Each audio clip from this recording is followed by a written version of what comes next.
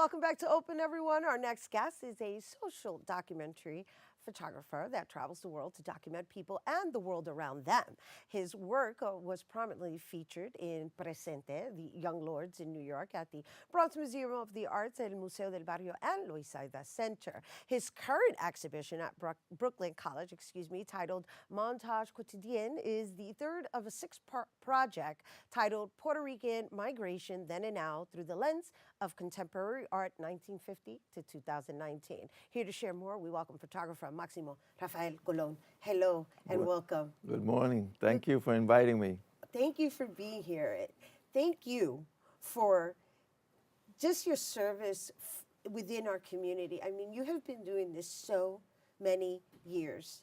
And the fact that your work is pretty much archived as our stories, I'm curious to know, like, what inspired you to even begin capturing, I don't want to use the word struggles, but it kind of is what you capture. Like, you capture, like, the authenticity of situations. And I just wondered at what age you started doing that? Well, probably in my late teens, when I was at Manhattan Community College, when I was involved in the newspaper.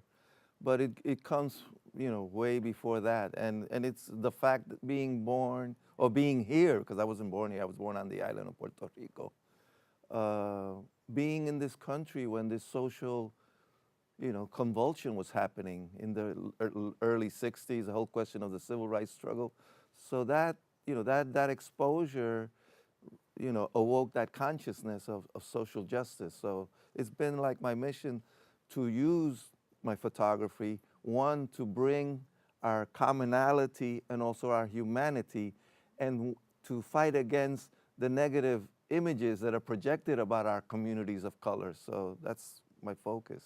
And so while you capture our communities of color, you capture a lot regarding Puerto Rico, which, as a fellow Puerto Rican, I remain grateful to you forever, because I think it's important that our stories are told in a way, in a light of being American as well. Right. Right? Because there's the island and then there's us here. And so while we continue to struggle, and while the struggle really, I don't think, has gotten any better, today's exhibition that you have on display, it loans itself to the situation with the hurricane and also Promesa. And so let's talk a little bit about that. Okay, well, this project's, it was been in gestation about 4 or 5 years, and it was through Professor Reynaldo Ortiz Minaya, who's now at Brooklyn College at the Department of Puerto Rican and Latino Studies, headed by Maria Perez Gonzalez, who invited me to finally, let's get this thing on the road, because he knew my work as a, as a social activist.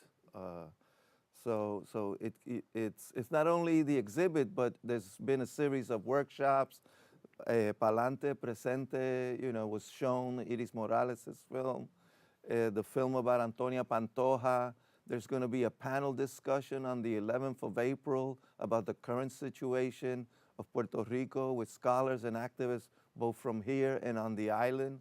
So it's not just the exhibit, but it's a longer-term commitment.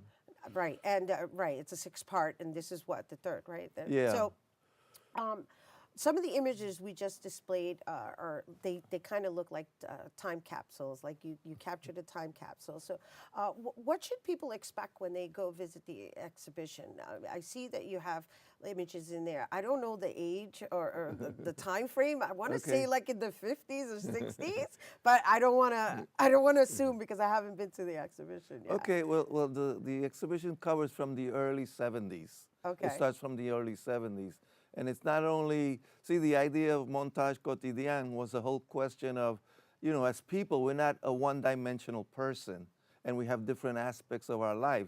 So that's why you'll see different activities that I participate in, and it's interdispersed with the activist part of my life.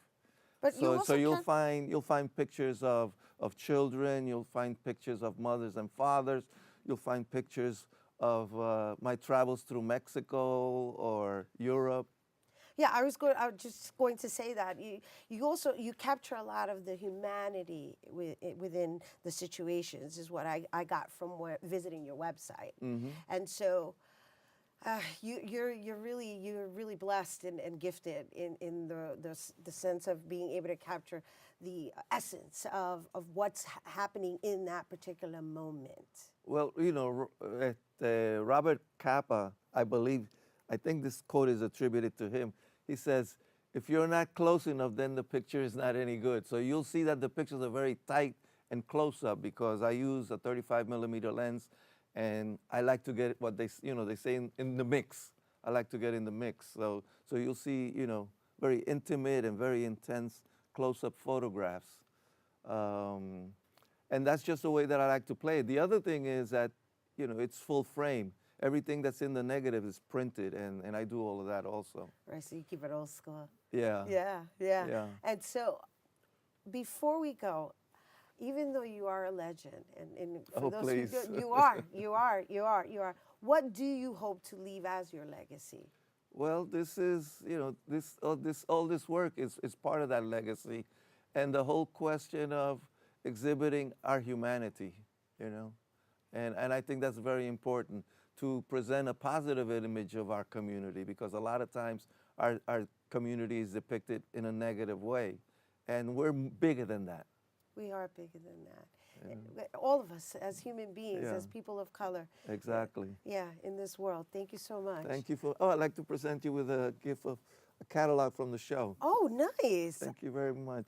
Thank you. Oh, lovely. You're going to sign this for me, right? Yes. Oh, wow. It's got some Young Lord images in it. Oh, yes. That's part of the exhibition as It's well. part of the exhibition, yes. Beautiful. And Allende's in there, Salvador Allende, Eddie Palmieri, Angela Davis, a whole slew of people. Wow, you've been with the greats, huh? Yeah. Thank you. You're welcome. Thank you for the invitation. Absolutely. And much success. Gracias, Máximo. All right, you guys, once again, Montage Quotidien exhibition is on display at Brooklyn College, located at 2900 Bedford Ave, and it will be on display until April 29th. And for more on Máximo Rafael Colón's work, please visit MáximoRafaelColón.com. We have to take a quick break, but when we return, we'll hear about a one-woman play geared towards divorce. We'll be right back.